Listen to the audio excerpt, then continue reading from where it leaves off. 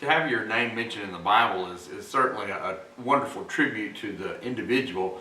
To have your name mentioned 4 times in the life of Jesus is something absolutely remarkable. In Matthew, Mark, Luke, and John, we read about Joseph of Arimathea being involved in the burial of Jesus. Yet in John's account, we learn that Joseph of Arimathea did not act by himself. He had someone who helped him. The Bible tells us in John chapter 19, beginning at verse 39, and Nicodemus. We've already seen Nicodemus a couple of other times in the book of John. He's identified here as who first came to Jesus by night.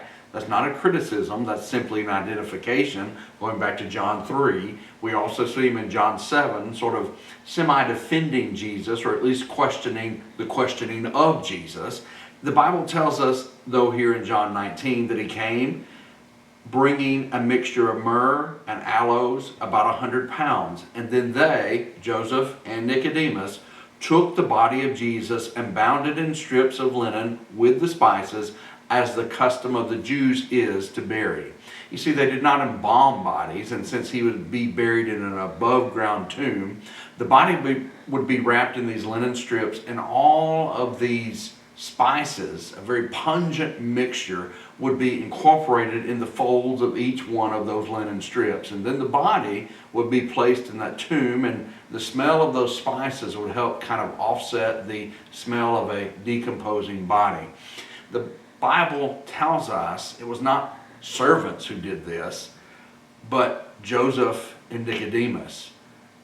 Joseph was a member of the council. Nicodemus was a ruler of the Jews, a Pharisee.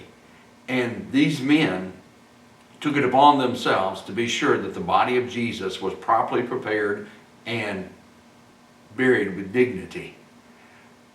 Both these men up to this point have kind of been a little behind the scenes in regard to their relationship with Jesus. Nicodemus doing nothing really publicly. The Bible tells us just in a verse or two prior to what we just read that Joseph was a disciple yet secretly for fear of the Jews. But now there is no denying that where they stand with Jesus. There's no denying that they care for this man and that they will bury this man.